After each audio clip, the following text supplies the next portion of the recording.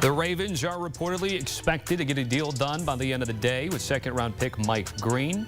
He was the Sun Belt Conference Player of the Year last year at Marshall and looked to add to Baltimore's pass rush immediately. It's been an interesting trend with these second-round picks, which we'll dive into the show right now. I'm Tommy Tran with two of the perfect people to talk about this, and then we're also going to pivot to other topical things, but we've got our lead NFL insider, Jonathan Jones, and also our analyst and former front office executive, Rand Carthon here. Guys, great to be with you. JJ, give us a sense of what you wrote on CBSSports.com about these second-round picks and wanting fully guaranteed contracts and where we might be headed here in the future. So this all started, Tommy, when the Houston Texans GM Nick Caserio, with the second pick in the second round, Jaden Higgins, he gave him a fully guaranteed contract. Now, in the past few years, if you were drafted at the top of the second round, and that is the #1 pick there, the second pick, sometimes the third pick, you get somewhere around 90-ish% of your contract fully guaranteed. First round picks, it is fully guaranteed 100%.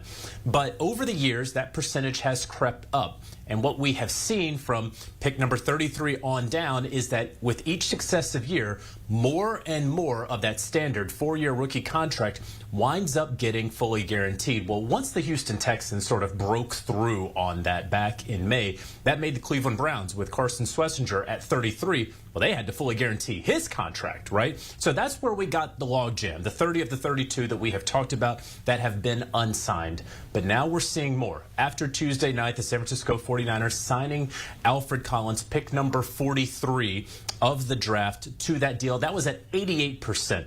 And if you go back even to last year, the 43rd overall pick had 78% of his contract guaranteed. So this is a jump of 10 percentage points for the same slot. So we see where all this is headed. But above Alfred Collins, everyone's going to try to get fully guaranteed deals, even though he has set the sort of floor at 88%. Below him, well, he set the ceiling at 88%. Rand, let me turn to you. I've learned a lot talking to you about real money versus regular money, things that we've seen from what JJ is talking about and what we're seeing with the second-round picks. To you, what stands out? Is this a big deal, little deal, or no deal?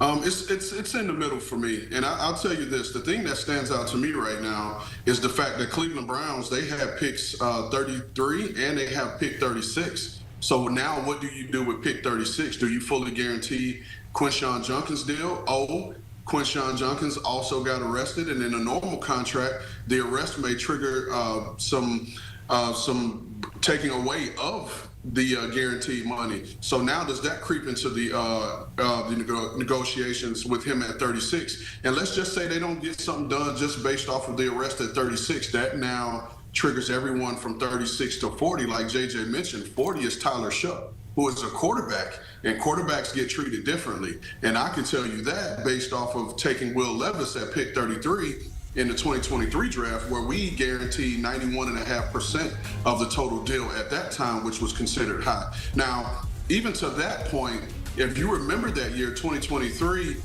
the Miami Dolphins had to forfeit their first-round pick that year, which then made the 32nd pick the top of the second round, where you saw Joey Porter Jr. go to Pittsburgh Steelers. And so, to me, in my opinion, that's where you started to see the conversation change about the guarantees of the second-round picks.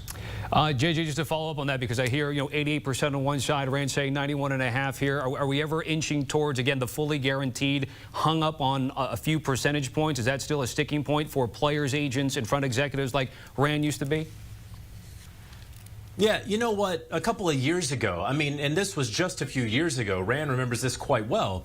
You didn't even have the third year of the top pick of the second round having his deal fully guaranteed. Forget the fourth year. And so we've already gotten to that point where I think last year 11 of the players at the top of the second round had their third years fully guaranteed, and then they got some in the fourth year. Now we have made the progress where there are the top two picks of the second round that have their fourth year fully guaranteed. guarantee. We'll see after that. Are you going to get 2, 3, 4 more to get to what Rand is talking about? But really, that really interesting one, and we just saw Tyler Shuck right there at number 40 with the New Orleans Saints, right? He is in a line to very likely be the Week 1 starter for the New Orleans Saints, a team that needs their guy. They spent a second-round pick on him. So are you really going to haggle over what ultimately may be a couple $100,000 down the road, right? You're talking about in year 4 of a contract when you're trying to win some games right now, when jobs and livelihoods are on the line right now. Is that what you're going to haggle over? Well,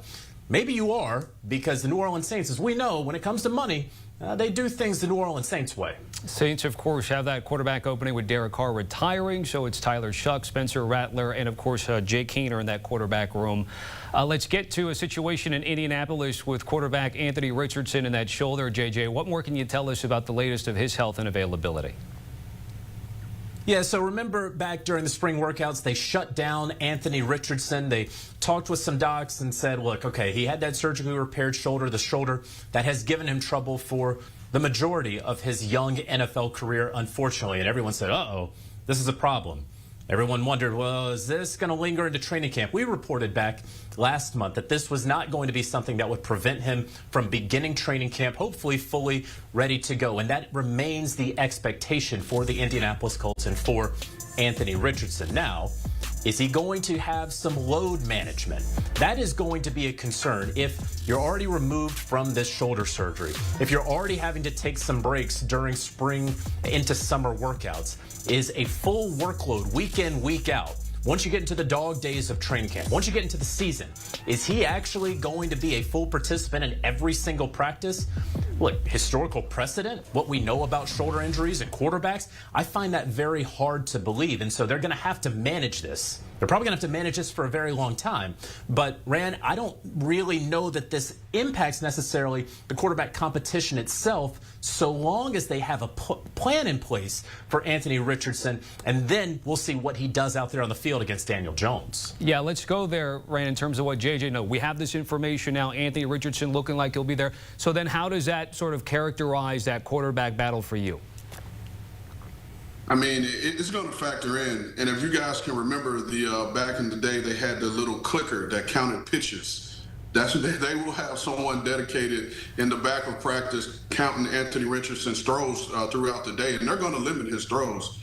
And all that does is give Daniel Jones even more reps with the guys, more reps with the ones. And then let's take it a step further. These quarterbacks love to get with their receivers this time of year and go to a dedicated site and throw. Where if Anthony Richardson isn't able to throw, that's giving Daniel Jones even more time to develop a relationship and a rapport with these receivers that he's throwing to. And it's just going to naturally help him in this race. And I think if you look back at what Shane Steichen has done in his time in Philly and what he'd like to do in the offense, I do think Daniel Jones is probably a better fit for what they want to do. And then this shoulder injury for Anthony Richardson is only going to hinder his ability to compete and have a long-term position. Rand, generally, you mentioned the clicker. What's the percentage, or is there a rough number in terms of what that clicker will end with and limit Anthony Richardson out there on the field?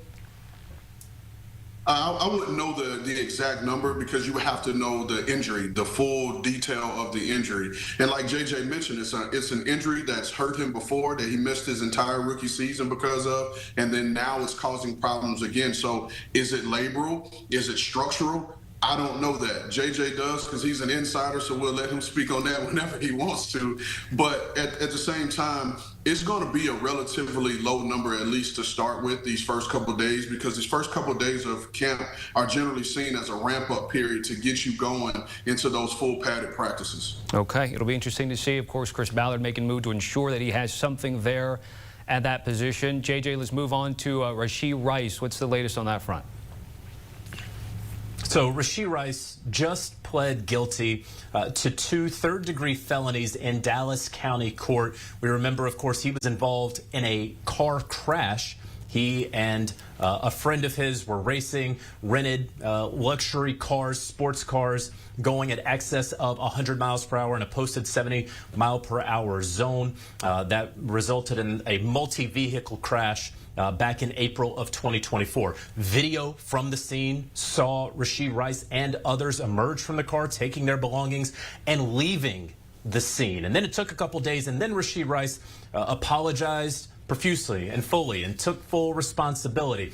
Several civil court cases have been filed. One, I was able to report, has already been settled to the tune of more than $1 million from Rashee Rice to one plaintiff. And there are other civil cases that are outstanding. But this is now the end, the conclusion of the criminal case for Rashee Rice. And the NFL, which has had a number of permutations with its personal conduct policy over the past decade plus, really dating back to the Ray Rice incident from the early 2010s and on, they have determined that we're going to let the criminal proceedings play out when we can, and then we will make a determination off of that. So while this happened in April of 2024, this is now when you are going to see Rashee Rice. There is no doubt about it.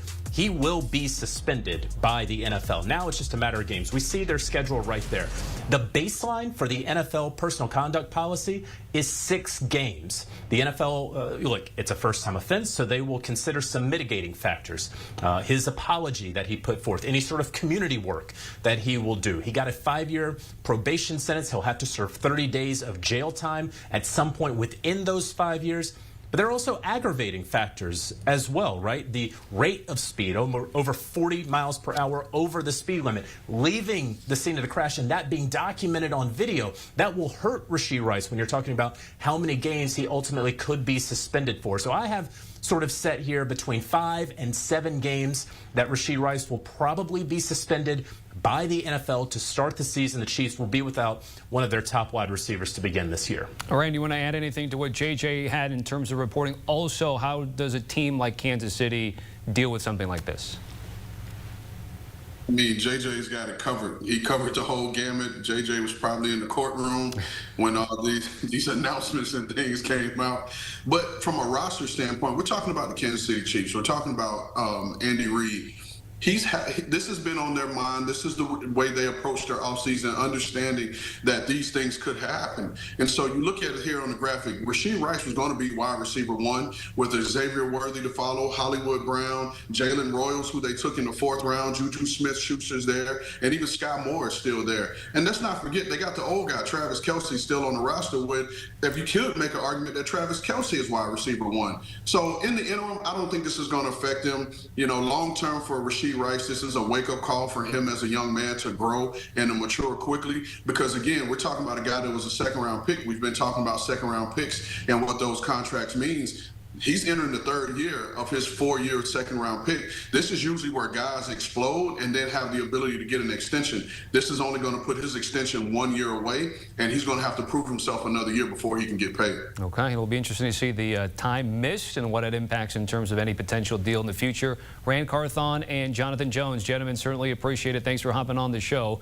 A reminder about the NFL on CBS returning in less than 2 months' time, and we've got more than 100 regular season games and more Sunday games than any other network. Again, on CBS and streaming on Paramount+.